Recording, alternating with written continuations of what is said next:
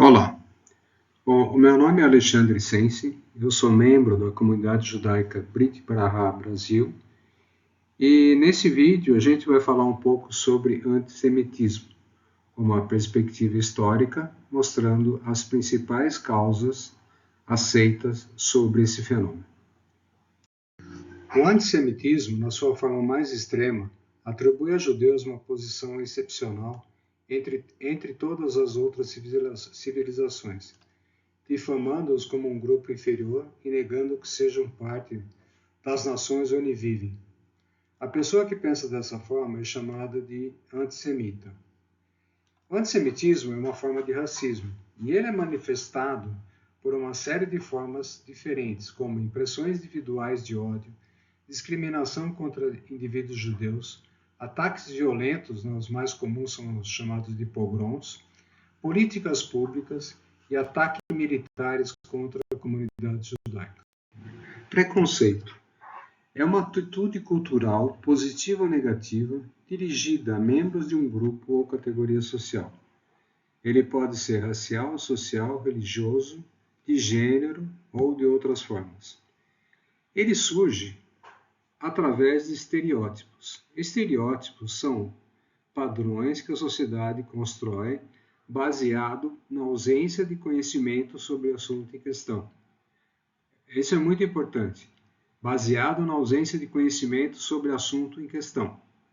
É uma ideia preconcebida que acaba colocando as pessoas ou grupos sociais em caixinhas, criando rótulos, ditando seus comportamentos e padronizando sua imagem de forma preconcebida. Quais seriam as origens do antissemitismo? O antissemitismo tem mais de 2.000 anos. Ele está intrínseco, presente na cultura europeia. Essa cultura deriva do cristianismo e do seu ancestral helenismo. Nessas culturas, os judeus sempre tiveram um lugar muito especial. Mas por que judeus? Quais os motivos desse ódio? O judaísmo é a mais antiga religião monoteísta. Ele tem tradições e costumes únicos. Ele é a base do cristianismo e islamismo, que também são religiões monoteístas. O judaísmo ele está baseado na sua ética monoteísta, que é composta de Deus, mandamentos práticos definidos para a vida privada e vida pública e as normas éticas dentro da sociedade. Ele surgiu no mundo pagão. Aqui nós temos o depoimento de Tácitos, feito no século II. Tácitos era um importante historiador romano.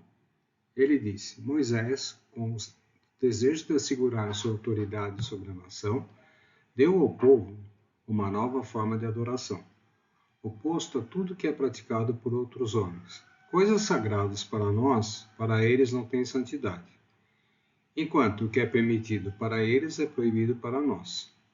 Entre si, são inflexivelmente honestos e prontos para mostrar compaixão, embora considerem o resto da humanidade com toda aversão aos inimigos. Eles comem separado, eles dormem separados. Essa é uma visão do povo judeu naquela época. Os judeus não eram pagãos no mundo pagão.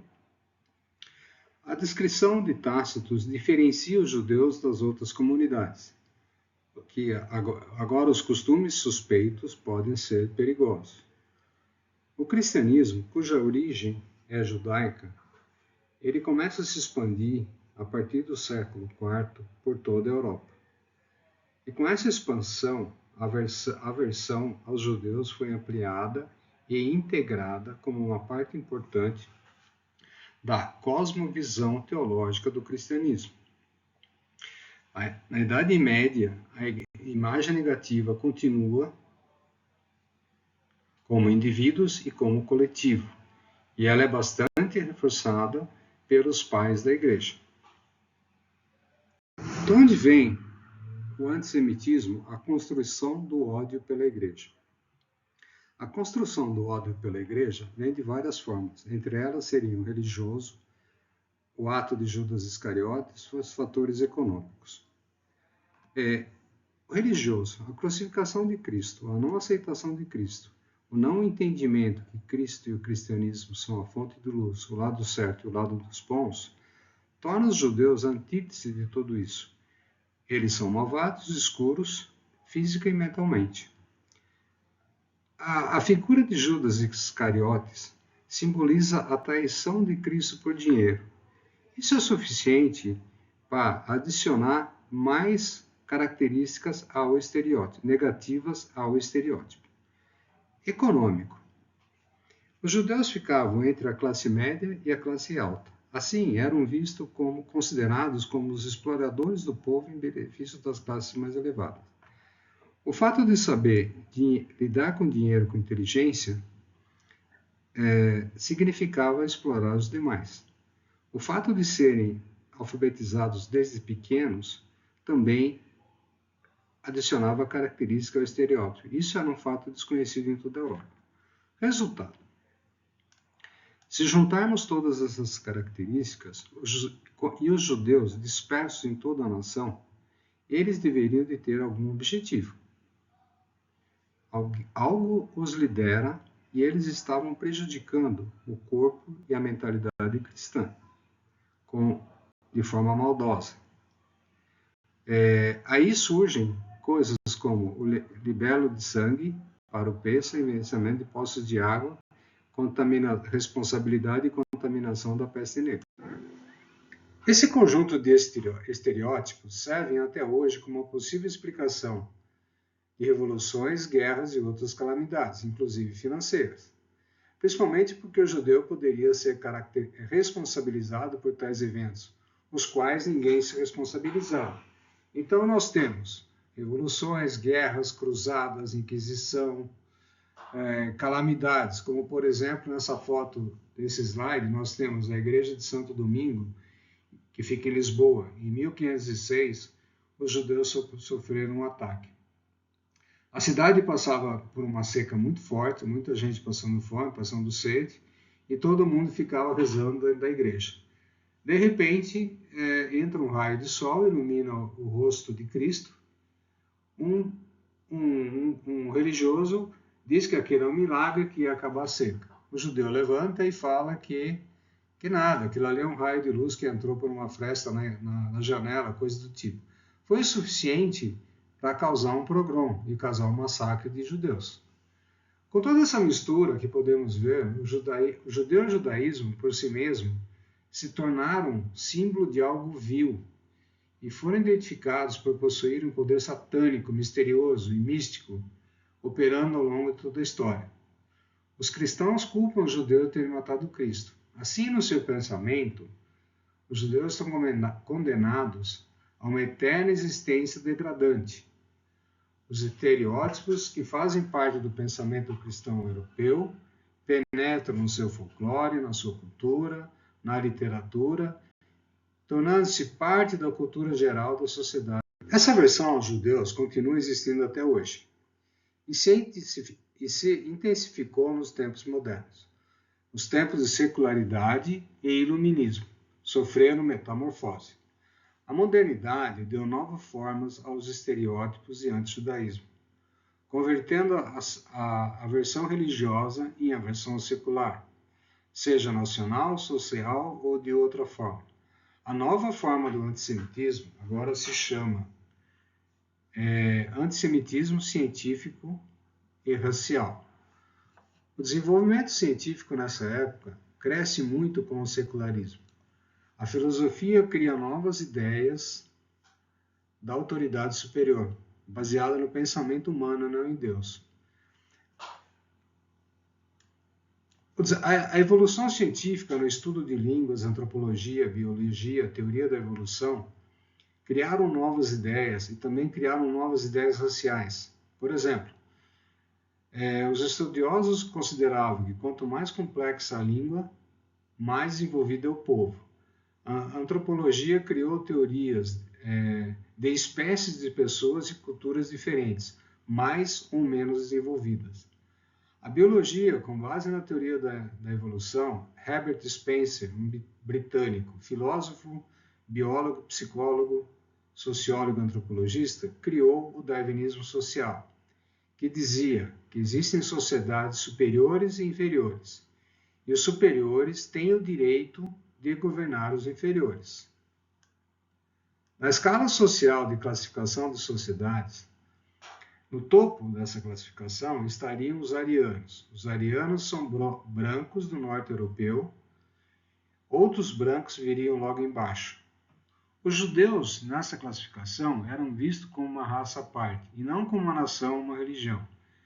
Eram considerados como imutáveis, não importando a língua que falava, a cidadania, ou se eram religiosos ou não. Vários escritores nessa época, como Richard Chamberlain e Richard Wagner, escreveram tratados mostrando a inferioridade da raça judaica e que as relações interraciais levariam à deterioração das conquistas feitas pela raça branca europeia. Os judeus eram vistos como uma raça destrutiva que sabota as conquistas dos arianos. Eram contra a integração do judeu na sociedade. Os ensaios sobre desigualdade humana, das raças humanas, ele foi estudado pelo conde francês Latour de Gabinot, Darwin, Galton. Galton é o autor da eugenia, primo de Darwin. Brancos, negros e amarelos constituem raças diferentes. Os brancos mais importantes são os brancos arianos. A eugenia ela tem grande aceitação na França, na Inglaterra, nos Estados Unidos, até no Brasil. Os arianos puros são os alemães, os europeus alemães e os dos países nórdicos. Puros por quê? Eles, com a evolução natural, eles sofreram menos miscigenação de outras raças. Com toda essa evolução, vai se criando um ambiente bastante propício para intolerância social, aversões políticas, tensões e criação de movimentos antissemitas. Nessa época começa o colapso do sonho democrático e liberal dos judeus como cidadãos plenos. Francis Galton, em 1883, criou a eugenia. A eugenia significa bem-nascido. Galton definiu a eugenia como o estudo dos agentes sob controle social que podem melhorar ou empobrecer as qualidades raciais de futuras gerações, seja física ou mentalmente. Nesta mesma época, metade do século XIX e início do século XX, os judeus conseguem excelentes resultados com comércio e finanças na Europa.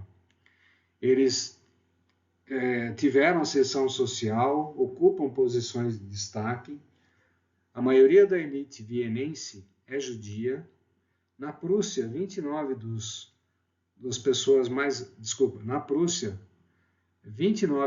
100 mais ricos eram judeus. Na França, em 1789, os judeus ou todo mundo tem garantia de direitos iguais. Existia até um ditado que dizia: feliz como um judeu na França. Os judeus viviam muito bem na França até 1894, quando surge o caso Dreyfus. Dreyfus é um militar do exército francês, judeu, secular, que é acusado de traição. Depois foi comprovado que ele não era traidor, era uma mentira. Contudo, a desgraça já estava feita. Surgiram movimentos antissemitas, surgiram reações contra o povo judeu. Em 1895, Theodor Herzl vendo o sofrimento dos judeus, cria o sionismo. Nessa época, na Europa, ocorre uma série de atividades antissemitas e políticas nacionalistas e sociais, como, por exemplo, em Viena, a eleição de Karl Lueger é um antissemita para ser prefeito da cidade. Em 1881, o Tsar Alexandre III faz vista grossa a pogroms e cria uma série de leis antissemitas. O lema do czar nessa época, do czar, era Tsar, fé e pátria.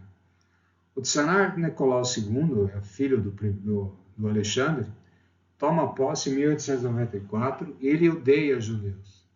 E ele favorece milhares de pogroms. Ele assume que a publicação, o protocolo do Sábio de Sião é verdadeira, patrocina sua impressão, distribui o livro para todo mundo. Em 1917, temos a Revolução Russa, que foi apoiada por muitos judeus. Só o que acontece? Na Europa, fora da Rússia, o bolchevismo passou a ser associado a um movimento ao judaísmo. E na Rússia, o judeu era visto como explorador das massas trabalhadoras. Em 1903, surge um novo caso de libelo de sangue em Kishinev, na Bessarábia, hoje Romênia. Em Varsóvia, Roman Domansky cria o Movimento Democrático Nacionalismo. Entre 1906 e 1912, toda a Europa está permeada de política de massas, nacionalismo, preconceitos e leis antijudaicas. Movimentos antissemitas surgem há muitos. Milhares de europeus aderem à ideologia e política antissemita. Quando a gente tinha somente o antissemitismo religioso, existia uma saída para o judeu. Ele poderia se converter, né? Ele poderia se tornar cristão. Teria todos os problemas da conversão, óbvio, mas ele tinha uma alternativa. Agora, com o antissemitismo científico e racial, não existe mais a possibilidade de conversão. Acabou. Não tem nenhuma alternativa para isso. O antissemitismo, agora, ele passa por uma evolução. A ideologia antissemita agora é formada por componentes nacional, político e racial. É uma ideologia do preconceito que combina mitos religiosos secularizados com teoria pseudocientífica e racismo. Toda a estratificação que existe na Europa é assumido como resultado de ações judaicas. Todos os problemas econômicos trazidos com a industrialização, que é muito intensa na época, o comunismo na Rússia, os males do capitalismo, tanto na Europa quanto nos Estados Unidos, e demais males da sociedade moderna, são associados aos judeus. O antissemitismo, agora, além de ser científico e social, é uma ferramenta política. Bom, nessa mesma época, o nazismo chega ao poder na Alemanha e o antissemitismo era uma água fervendo, né? Uma hora esse negócio vai entrar em ebulição. Era um processo que já andava há bastante tempo, com criação de leis por toda a Europa, não era só na Alemanha, né? Na Alemanha, o nazismo aproveita dessa tendência político-social em toda a Europa e surge o antissemitismo redentor, considerando que os judeus como ameaça fundamental para o mundo. Eles são um elemento destrutivo por si só, envenenam a sociedade e é um perigo para a ordem natural. Hitler surge como salvador. Ele seculariza o cristianismo, reduz sua autoridade, legitimidade e valores. Além de todos os efeitos do racismo científico-social, na Alemanha nazista, o antissemitismo redentor ele fica mais forte, ele adiciona estereótipos a esse antissemitismo, fazendo uma análise histórica e racional. Então, o que ele fala? Moisés incitou os escravos e corrompeu a sociedade egípcia. Paulo de Tarso, fundador do cristianismo, propagou o cristianismo para minar o Império Romano. O bolchevismo é uma conspiração judaica recente para a desintegração nacional. O nazismo é a doutrina de salvação do mundo. Ele vai redimir a humanidade da doutrina marxista judaico-cristã. Pô, não tem mal o que falar, né? A raça alemã, ela tem duas alternativas, vitória ou extinção de ambos. Weltanschauung, a visão do mundo para os nazistas, seria uma nova ordem baseada em raças, princípio da hierarquia de raças.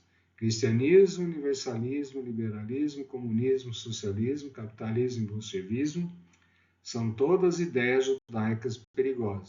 Isso é o antissemitismo.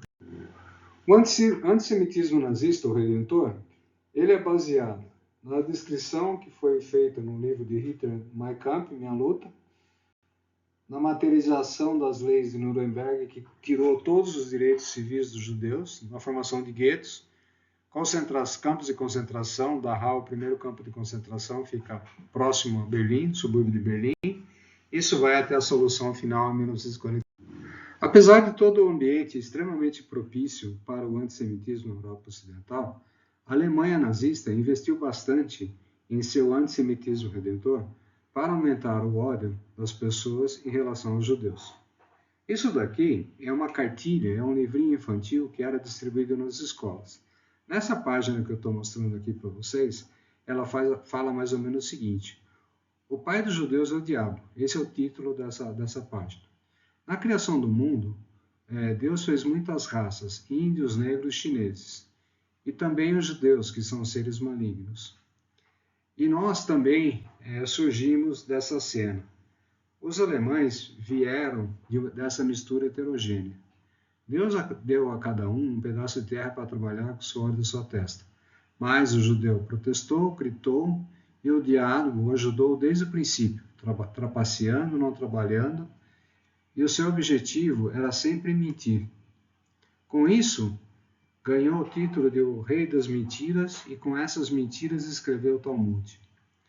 O faraó foi enganado pelos judeus, que o pediu para eles fazerem tijolos, e eles não os fez, porque o faraó os achava vagabundos, então botou eles para trabalhar.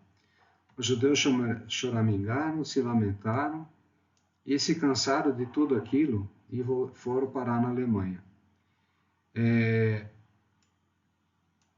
O diabo os levou à Alemanha e, como ladrões, eles roubaram tudo o que temos e estão esperando ter mais vantagens. A página da mesma cartilha que mostra um casal alemão indo pedir auxílio a um advogado judeu. Esse advogado judeu está bem caracterizado. Um chinelo grande, barba, um beiço enorme, né? Um nariz enorme. E o casal alemão não tem dinheiro, então ele pede ao advogado judeu como eles poderiam pagar. O advogado judeu diz que ele deve pagar com alimentos que ele produz na sua fazenda. Passado bastante tempo, né, você pode ver que nessa imagem tem um calendário na parte superior e outro no calendário na parte inferior, mostrando que já se passou alguns meses. O advogado judeu não resolveu absolutamente nada para o casal de camponeses e está gordo, forte na mesa. Né?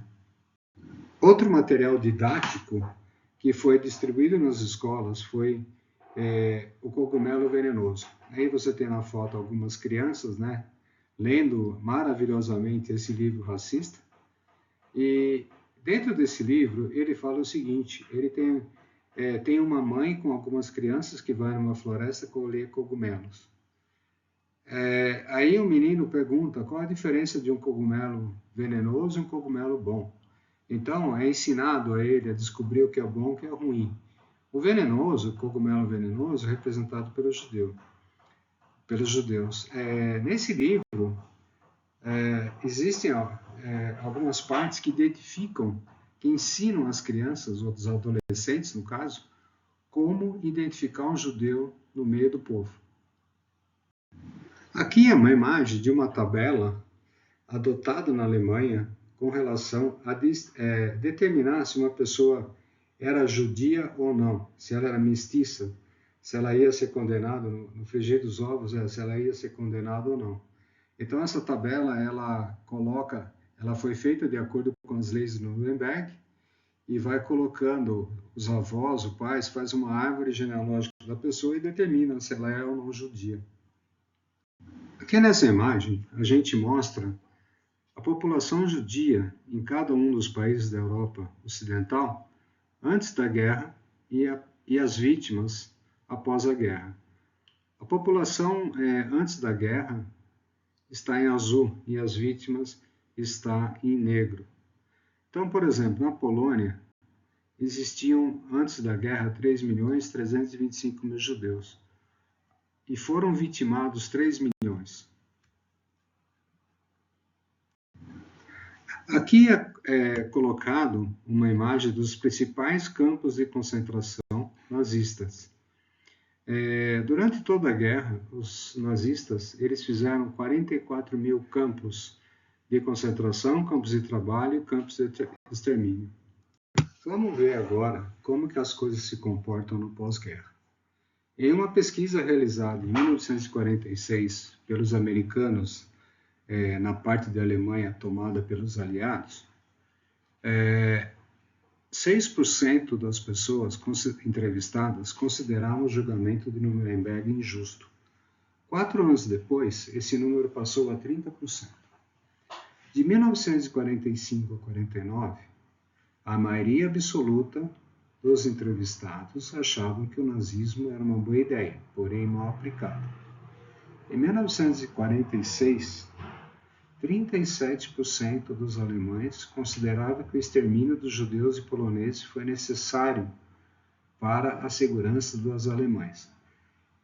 Imagine só, em 1946 a Alemanha era destruída, ela está tomada pelos aliados, as mulheres sofrendo estupro, tudo destruído e ainda assim eles achavam que tudo que foi feito estava legal. Em 1946, 30% dos entrevistados consideram que os judeus não deveriam ter os mesmos direitos que os arianos. Em 1952, 37% dos alemães continuam achando que a Alemanha seria melhor sem judeus. Em 1952, 25% dos alemães tinham opinião positiva sobre Hitler. Em 1955, 48% dos alemães consideravam Hitler, se não fosse a guerra, o maior estadista da Alemanha. Em 1967, esse número cai para 32%, o que é ainda bastante alto. Logo após a guerra, o extermínio de 6 milhões de judeus é amplamente aceito em 1945. O Holocausto, contudo, é um assunto ignorado na maioria dos países europeus.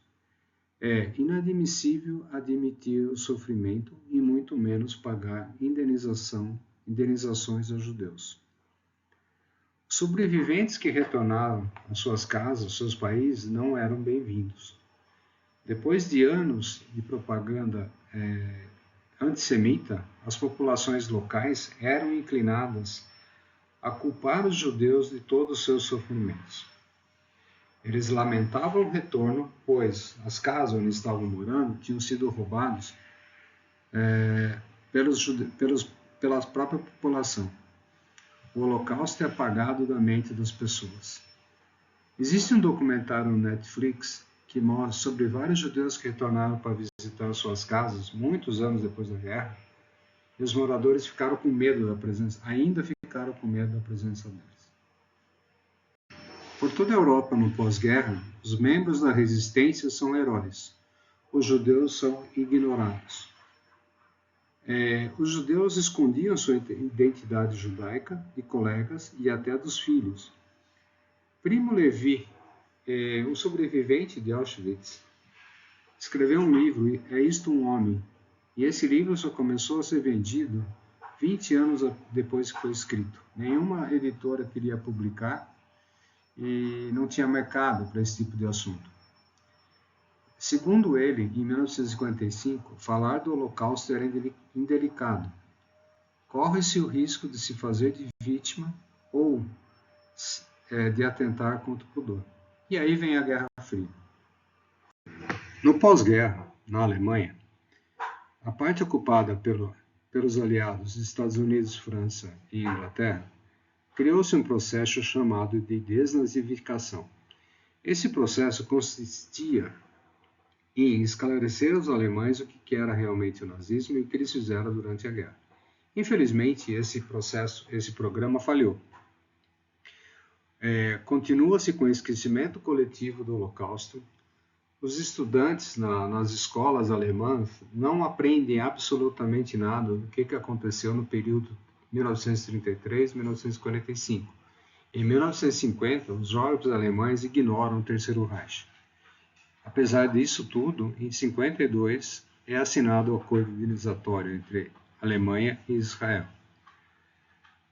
Na mentalidade do povo nessa época, o responsável pelo Holocausto são os nazistas, não os alemães. De repente, começa-se o autoquestionamento coletivo. O autoquestionamento coletivo ele surge a partir dos julgamentos de criminosos de guerra, julgamentos tardios, a partir de 1958. Julgamento dos soldados da Frente Oriental, dos grupos de intervenção de Adolf Eichmann em Israel e dos guardas de Auschwitz. Nesses julgamentos é onde se tem a primeira oportunidade para os sobreviventes falarem o que aconteceu durante o período da guerra. Bom, com esse autoquestionamento coletivo, em 62, a história da Alemanha no período 33-45 volta na escola. 67, mais questionamento, Guerra dos 6 Dias, mais lembranças.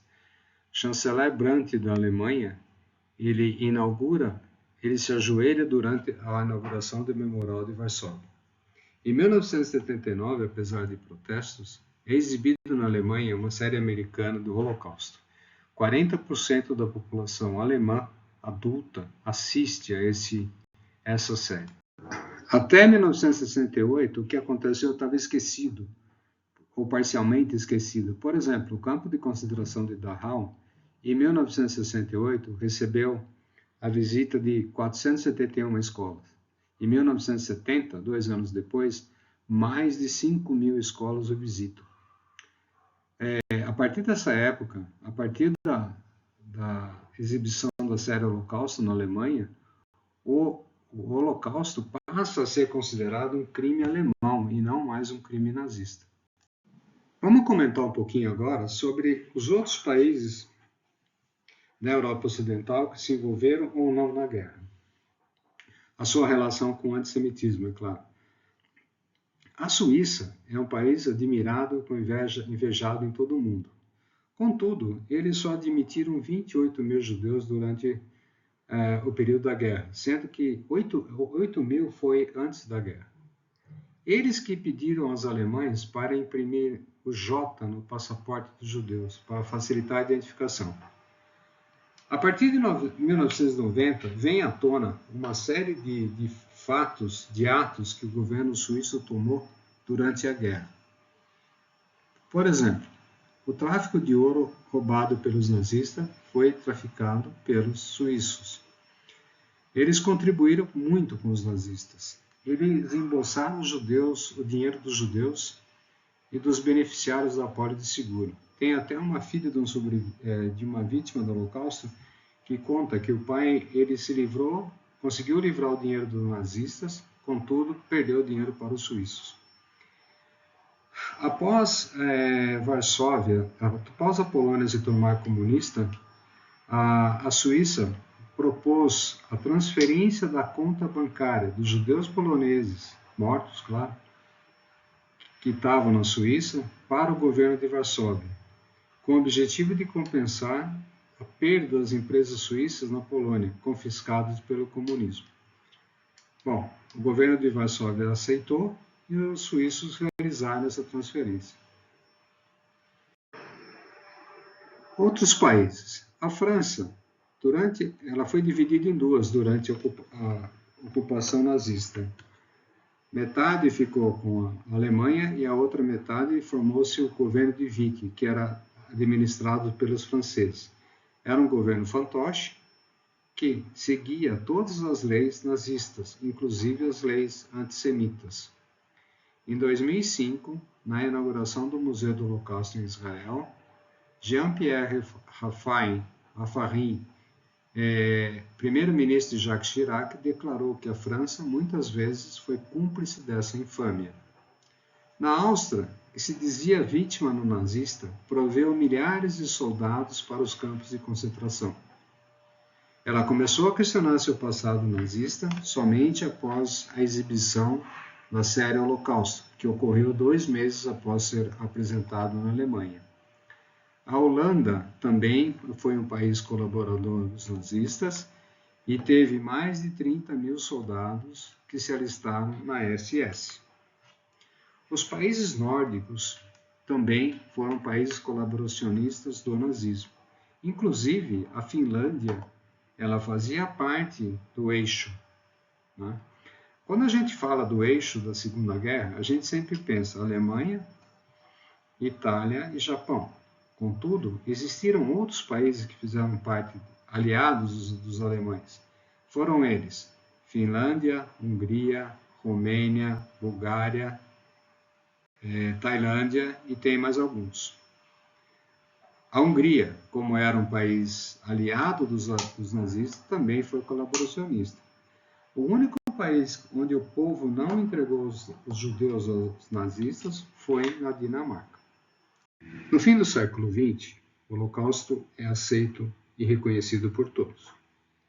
O reconhecimento do Holocausto é a entrada dos países para a Europa. Todo país que faz parte da comunidade europeia, ele tem que admitir a existência do Holocausto. Por exemplo, a Turquia pode ter grandes problemas para entrar na Europa se ela não admitir o genocídio que cometeu contra os armênios. Perfeito? Contudo, existem ainda alguns retrocessos. Existem revisionistas que alegam que a história foi diferente, alguns depoimentos de políticos, como Franz Joseph, um político alemão, que diz que um país como a Alemanha, que alcançou tamanho sucesso, tem o direito de não falar mais sobre Auschwitz. Existem posições de artistas e críticos que o passado não menciona, das cidades alemãs incendiadas e que a vida na época de Hitler era muito boa. Com tudo isso, a gente pode esquecer a questão central da guerra, que era a depuração e o reassentamento racial. O leste europeu ele ficou livre do comunismo a partir de 1989. Na Europa Oriental, foi ali que morreram a maioria dos judeus e o número maior de habitantes locais foi envolvido nesse morticínio. Existe uma amnésia total do Holocausto. Os crimes de guerra eram lembrados, eram presentes nos livros escolares, sem mencionar os judeus. A Alemanha Oriental culpava o nazismo dos alemães ocidentais, exclusivamente dos alemães ocidentais. Indenizações eram pagas aos soviéticos, mas não aos judeus. O Dia da Lembrança homenageia 11 milhões de soldados da Alemanha Oriental, não fala nada de judeus. Polônia, nunca era mencionado aos estudantes que visitavam Auschwitz que os sapatos, cabelos e óculos em exposição eram de judeus. Os poloneses tiveram sofrimento semelhante ao dos judeus. Esse fato ofuscou demais o Holocausto. Os europeus do leste prestaram menos atenção aos sofrimentos judeus, pois o comunismo impôs tanto sofrimento e injustiça que se criou uma nova camada de ressentimento e memória. Para evitar o esquecimento do Holocausto, a solução ocidental foi materializar as lembranças difíceis da guerra através de placas memoriais e museus. Em 2005, é inaugurado o Memorial do Holocausto de Paris e Berlim, também na Áustria. Gerhard Schröder, chanceler alemão, nos 60 anos de comemoração de Auschwitz, disse que a lembrança da guerra e o genocídio fazem parte da nossa vida. No leste europeu, está mais difícil para trazer à tona o Holocausto na memória do povo, pois o comunismo durou muito mais tempo que o nazismo. Até na Hungria existe o Dia da Lembrança do Holocausto. O antissemitismo no Brasil. O antissemitismo no Brasil está presente desde o final do Império, começo da República, com as ideias de miscigenação racial, que nós já vimos, mas aqui existem alguns fatos interessantes. Por exemplo, 1920, Jackson Figueiredo, um antissemita, divulga as ideias raciais na associação de seu própria, Centro Dom Vital, uma associação voltada ao pensamento católico. O integralismo, ele associa o judaísmo ao comunismo. O integralismo é uma interpretação da política da doutrina social católica, que defende que a religião católica deve ser a base do sistema legal e político do Estado. E essas duas associações acreditam que o protocolo do Sábio do Senhor é verdadeiro e divulgam suas ideias. O governo Vargas, antes da guerra, ele nega visto para estrangeiros, negros, asiáticos e judeus. O governo Vargas era colaboracionista do regime alemão, no mínimo era um simpatizante muito forte.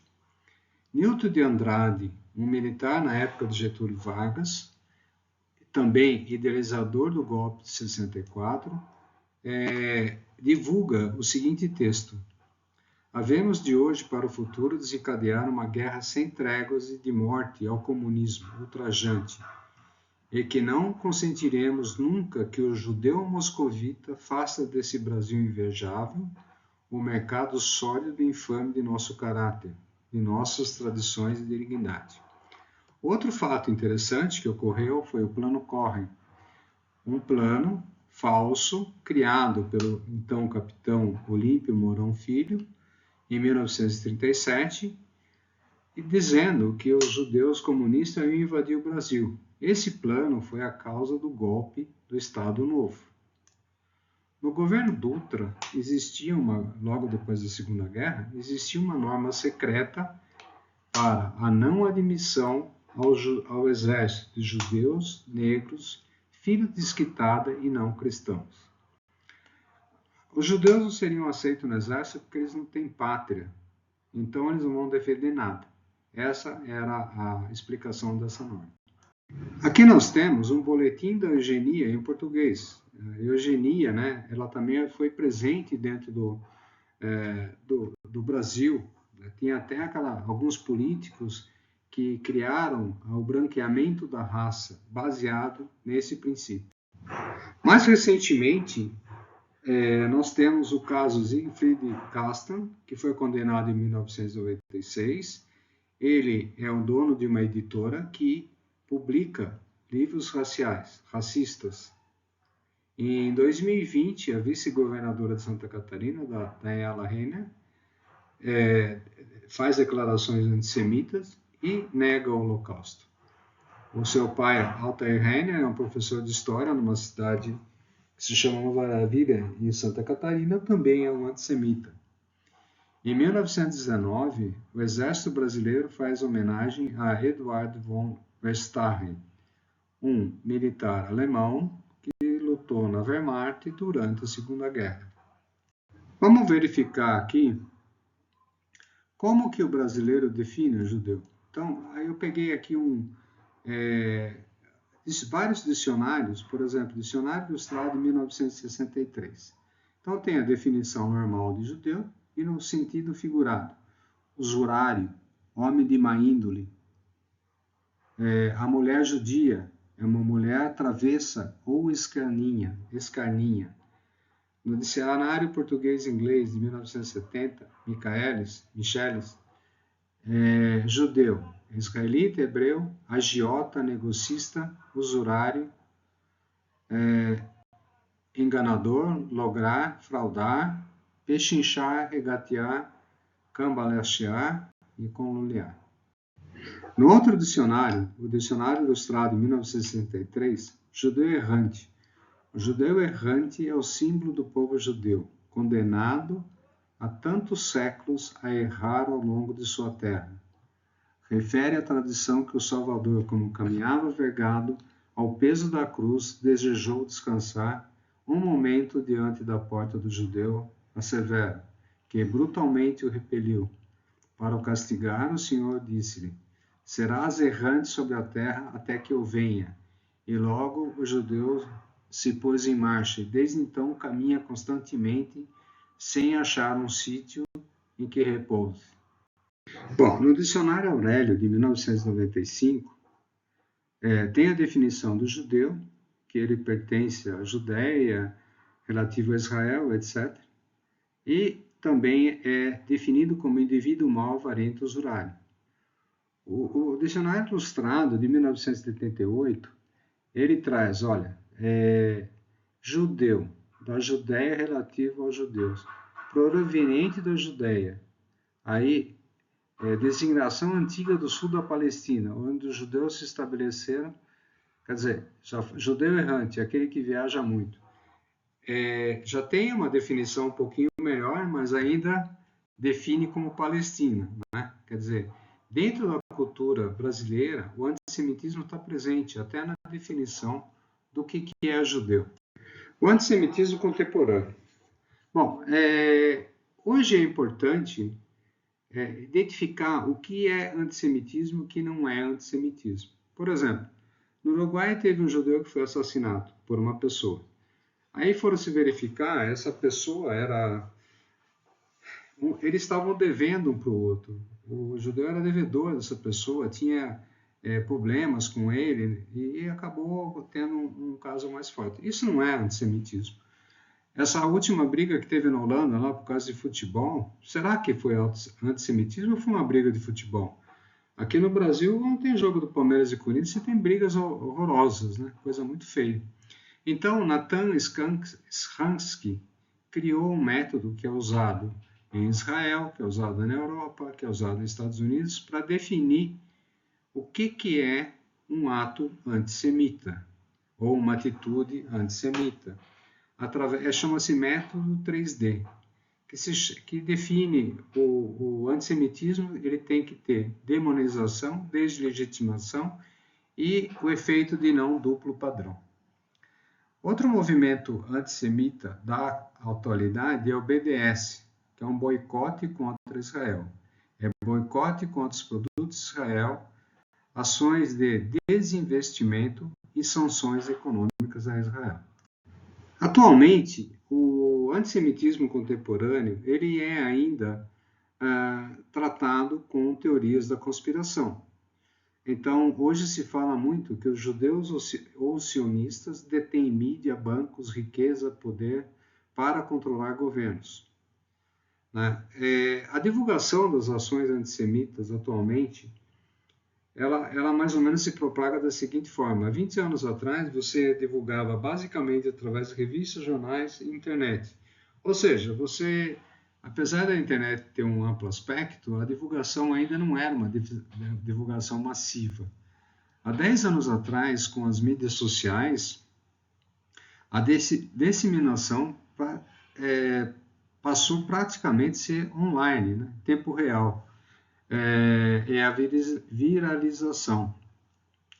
As mídias sociais, elas conseguem muito rapidamente a divulgação de alguma coisa, porque ela conta com a ajuda de algoritmos, formadores e grupos de mesmo interesse. Então é um perigo muito grande isso, né? O antissemitismo ele é objeto de estudo de muitos institutos, universidades e centros de pesquisa em todo o mundo. Então aqui a gente tem uma lista desses locais que fazem pesquisa e que apuram se o caso é realmente antissemitismo ou não. Por exemplo, Instituto para Estudo Global, do Antissemitismo Global e Política, Canadian Institute for Study of Antisemitism, e assim vai. Então, aqui segue a bibliografia dessa apresentação. O livro Pós-Guerra, de Tony Judt, Grandes Guerras, de Rodrigo Tespat, um livro muito bom, muito fácil de ler. Os Judeus Construíram o Brasil, de Anita Novinsky. A Wikipedia, Coursera, que é um site que oferece uma série de cursos gratuitos do Holocausto, do antissemitismo. E o site do Yad Vashem, que é o Museu do Holocausto de Israel. Eu queria agradecer a presença de todos vocês, a audiência de vocês, e eu estou à disposição para qualquer questionamento.